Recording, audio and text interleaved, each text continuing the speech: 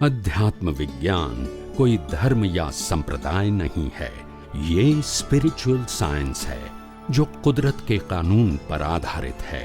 ये विज्ञान पूरे ब्रह्मांड के सभी रहस्यों को उजागर करता है और जीवन के सभी पहलुओं को समझने के लिए एक नई दृष्टि देता है।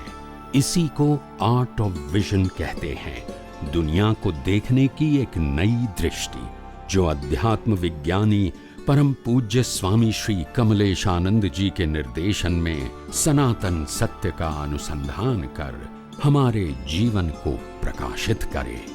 जय सच्चिदानंद।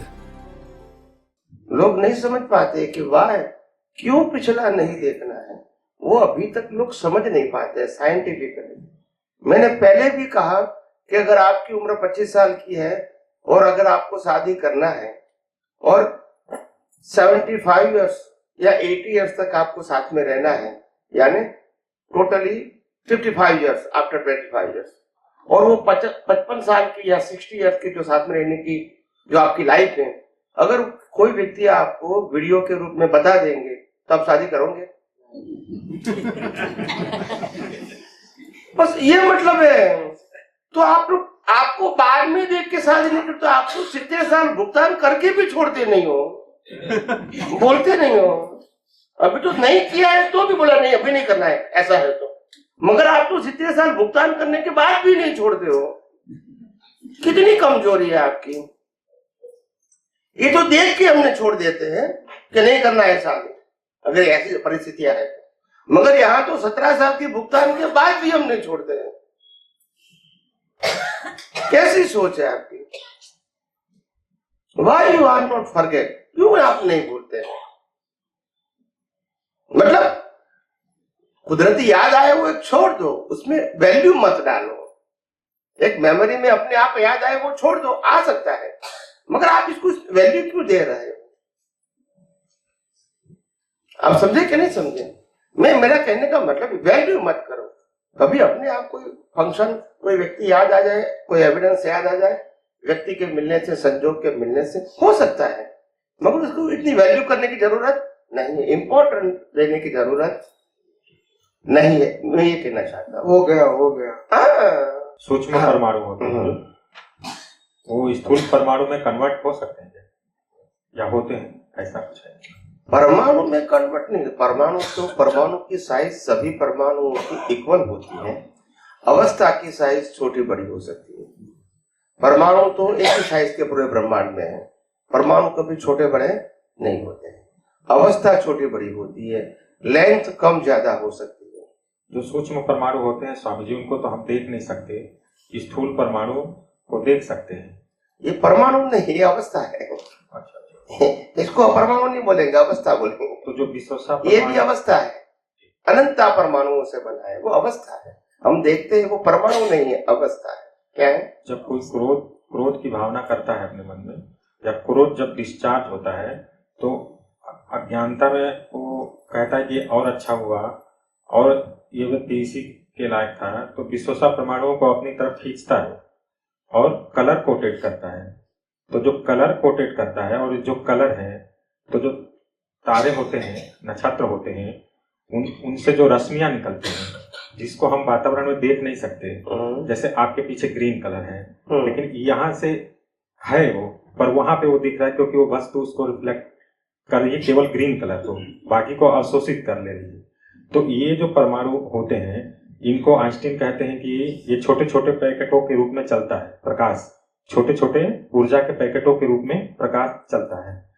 तो वही जानना चाह रहा था कि जो विश्वसा परमाणुओं को कलर कोटेड होता है, जिसके कारण शरीर बनता है, तो वो परमाणु सूक्ष्म परमाणु होते हैं या अवस्था होती है, कि यही परमाणु जो है उसमें कलर होते हैं, कलर कोटेड होते हैं? बताओ। सबसे पहली बात है, जो कॉज होता है उसमें जो परमाणु तत्व है, परमाणु को कोड होता है, वो आपका इंटेंशन है, भाव है। क्या है? भाव। और आत्मा की हाजिरी से वो चार्ज होता है जी। अभी जब अवस्था आती है भुगतान की अवस्था, जी तब सभी प्रकार के संजोग कुदरत देते हैं। जैसे ये अनंत परमाणुओं का बना है मगर कुदरत देते हैं, सत्ता संपत्ति सबन साधन अनेक परमाणु का है मगर वो कुदरत देते हैं, वो हमारा नहीं है। मगर हमारे बीज का क्या है, फल है, उसमें हमारा परमाणु नहीं है, मगर उस अवस्था से हमको भुगतान मिलती है। आप समझे? जैसे आप एक व्यक्ति है और आपने कर्म किया था पिछले अवतार में, इसको भुगतान करने के लिए बॉडी मिला, फिर आपकी शादी हुई तो वो भी वाइफ है, उन्होंने भी कर्म किया था, उनके भुगतान के लिए उनको बॉडी मिला। ये दोनों का बॉडी कुदरत ने दिया, संजोग भी कुदरत ने दिया और हिसाब भी खत्म कुदरत कर रही है। समझे?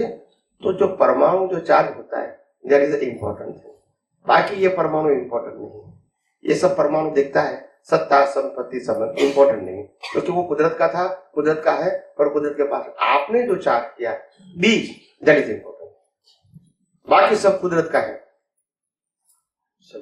सब कुछ फ्रॉम बिगिनिंग टू एंड, जन्म से मौत तक सब कुछ कुदरत का है, जो भी मिलता है।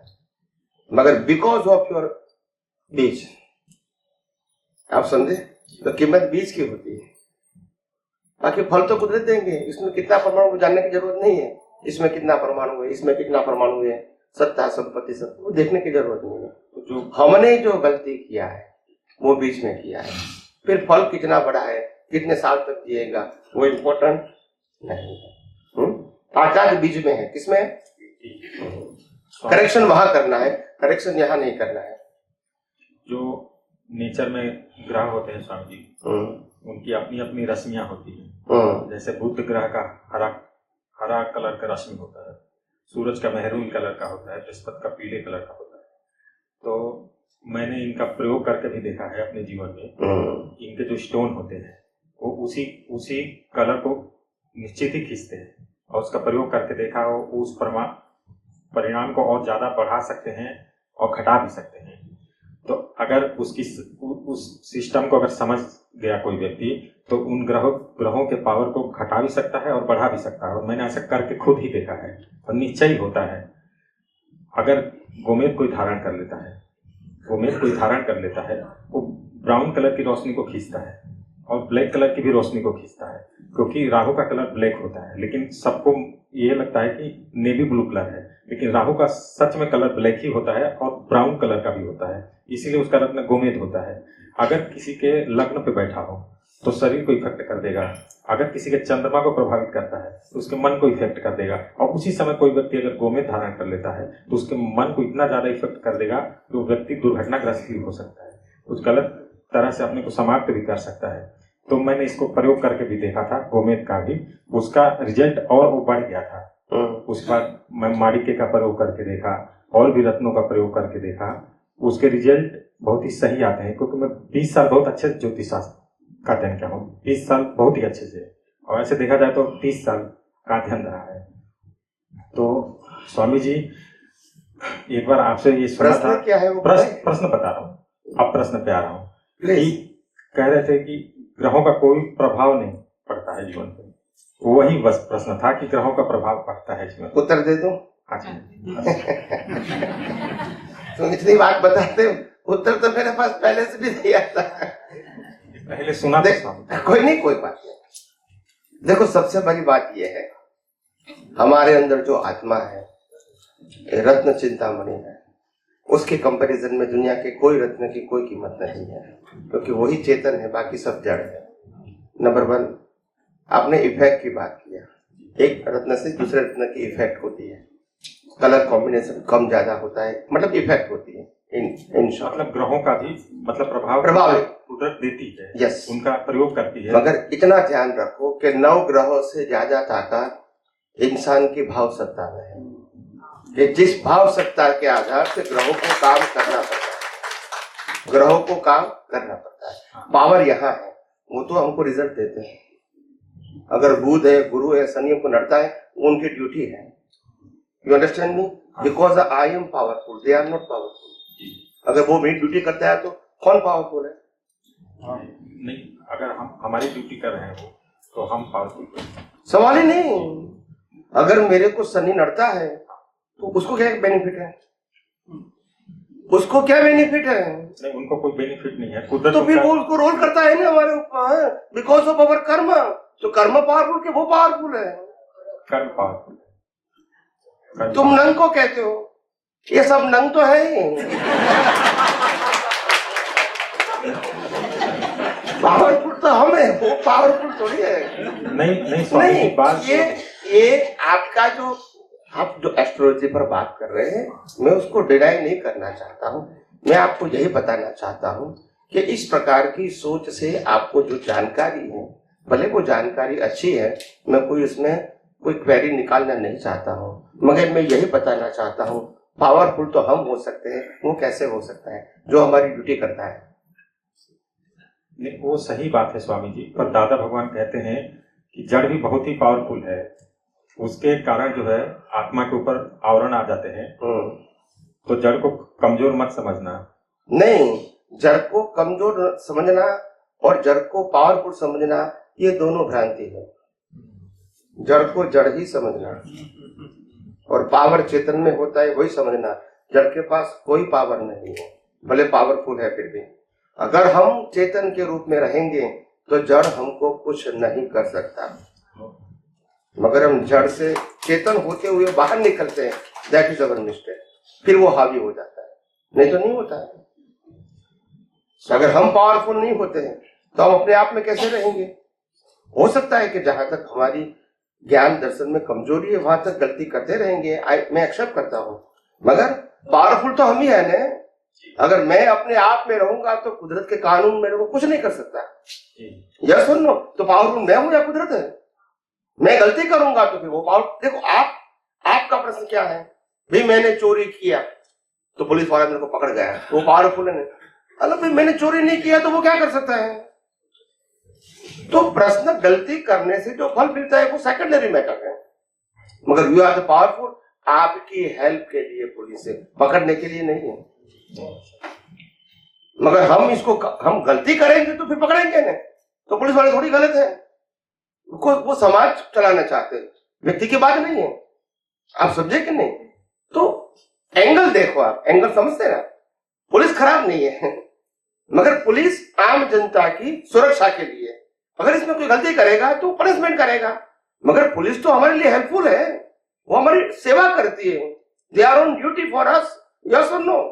तो अगर हमारी ड्यूटी करती तो हमारे से पावरफुल कैसे हो सकते हैं? स्वामी जी, प्रश्न ये उठ रहा था ना मन में कि जो कलर कोटेड करते हैं, ऐसा दादाजी लिखे हैं कि क्रोध करने पर लाल रंग का कोटेड होता है, वो उसको बताओ, एक मिनट में समझ गया मैं। तो ग्रहों से उसको एक मिनट, उसमें क्या होता है, इसको कहते हैं लेसिया, कहते हैं एल लेसिया। लेसिया समझते हैं? वो रिजल्ट के रूप में आती है। अच्छा, क्या आती है? रिजल्ट के रूप में। क्रोध करते किस प्रकार, उसमें जुड़ जाते हैं तो फिर चार्ज होता है।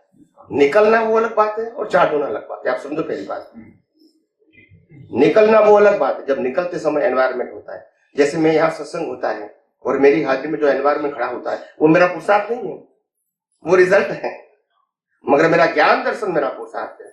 ये हमारी हाजिरी और हाजिरी से निकलता हुआ विज्ञान और विज्ञान से जो एनवायरमेंट खड़ा होता है, ये रिजल्ट है।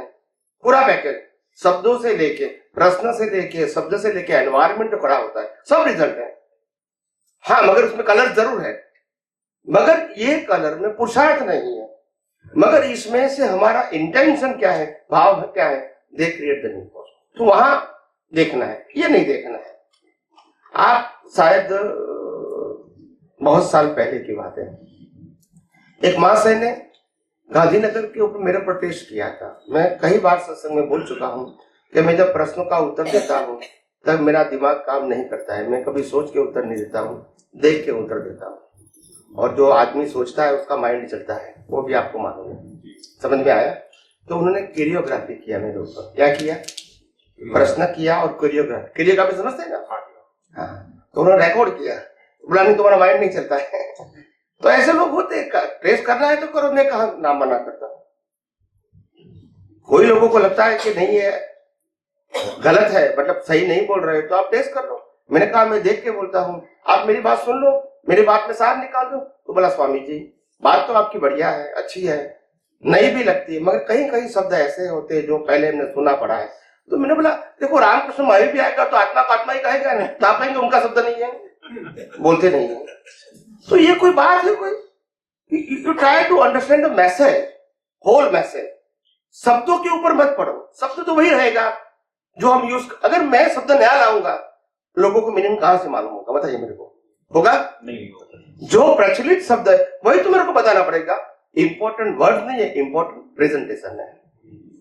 तो प्रेजेंटेशन देखो, आज मैंने कहा सिंपल सा भाषा में कि ये प्लेयर है, तो प्लेयर शब्द नया है और अंदर प्रोग्राम है तो नया है, दोनों पुराना है, मगर जो प्रेजेंटेशन है दैट इज इंपॉर्टेंट थिंग। तो आपको साइंस में ये देखना है शब्द नए कहां से लाऊंगा मैं, और नया लाऊंगा तो आपको समझ में कैसे आएगा? तो कई लोगों की सोच ऐसी है कि स्वामी जी हाँ वो तो आप्तवाणी में है, गीता में है, आगम में है, वेदांत में, यही तुम बोल रहे हो। तो मेरा शब्द नया कहां से लाऊंगा? प्रेजेंटेशन नया होता है। रामकृष्ण माही शब्द नए लाए थे मगर कई लोगों की सोच ही नहीं मालूम होती। उनको मालूम होना चाहिए कि जो ज्ञानी स्वामी जी जो बोल रहे हैं उनकी इनकी डेप्थ क्या है, उनकी गहराई क्या है, नंबर 1। और नंबर 2, इतनी गहराई वाली बातें भी कितने सिंपल शब्दों में प्रेजेंट करता है। That is to be called a value and deepness of the vision. आप समझे? हाँ समझे। अच्छा, दादा भगवान ने तो सिंपल बोल दिया कि ये व्यवस्थित शक्ति है, समझ में किसको आया? नहीं आया है मेरे को, व्यवस्थित शक्ति समझ में आया है। क्या आया बताइए? जो प्रकृति है उसका डिस्चार्ज वाले भाग को व्यवस्थित शक्ति कहते हैं। व्यवस्थित शक्ति शब्द समझने के लिए दादा भगवान ने खुद ने अपने लिए कहा था कि मेरे को ये समझने के लिए 10 लाख साल लग गए। तो इतना आसान होता तो इतना समय सतयुग के अंदर वो ऋषभदेव भगवान के समय भी वो थे, ये उन्होंने कहा है।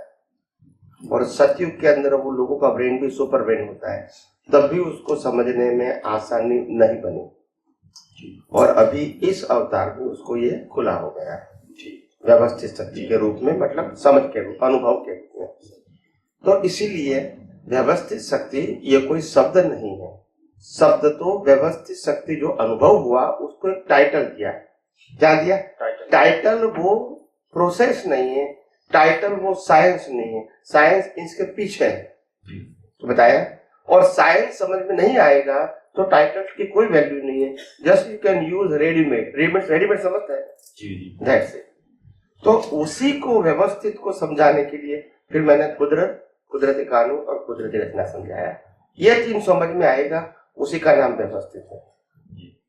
और खुद दादा भगवान ने कहा है और कविराज ने पद में गाया है। पद समझते हैं ना जी। उन्होंने कहा कुदरती रचना पूर्ण व्यवस्थित समझे वो भगवान है। आप समझे? कुदरत ना वही पूर्ण व्यवस्थित है, मगर कुदरती रचना तब समझ में आएगी, कुदरत और कुदरती कानून समझ में आएगा। तो ये प्रोसेस हुई। क्या हुई? प्रोसेस। आप समझे? तो प्रोसेस का टाइटल क्या है? व्यवस्थित शक्ति। व्यवस्थित शक्ति प्रोसेस नहीं है, व्यवस्थित शक्ति प्रोसेस नहीं है। आप कहते हैं कर्म करोगे तो कर्म का फल मिलेगा, वो टाइटल होगा। कर्म कैसे बनते वो साइंस है, कर्म का रिजल्ट कैसे मिलता है वो साइंस है। तो साइंस समझना है, टाइटल नहीं। डिस्चार्ज ही तो स्वामी जी व्यवस्थित हुआ ना, चार्ज तो व्यवस्थित नहीं है कि चार्ज कैसे व्यवस्थित? हाँ, तो डिस्चार्ज ही तो व्यवस्थित हुआ ना स्वामी। हाँ, आपने टाइटल बता दिया है कि प्रकृति का डिस्चार्ज व्यवस्थित है। वो भी उन्होंने कहा कि मन वचन काया की अवस्था मात्र कुदरती रचना है, वो भी उन्होंने कहा। नहीं समझे ने? अगर समझ गए होते तो वो डिस्चार्ज वाले भाग को पुरुषार्थ बोलते हैं ना? नहीं, आपसे ही ये सीख। मेरी बात छोड़ दो ना, ऐसा बोलते हैं ना? मन वचन काया की अवस्था कुदरती रचना बोलने वाले प्रकृति की क्रिया को पुरुषार्थ बोलते हैं कि नहीं? बोलते तो हैं सर। तो मीनिंग क्या रहा?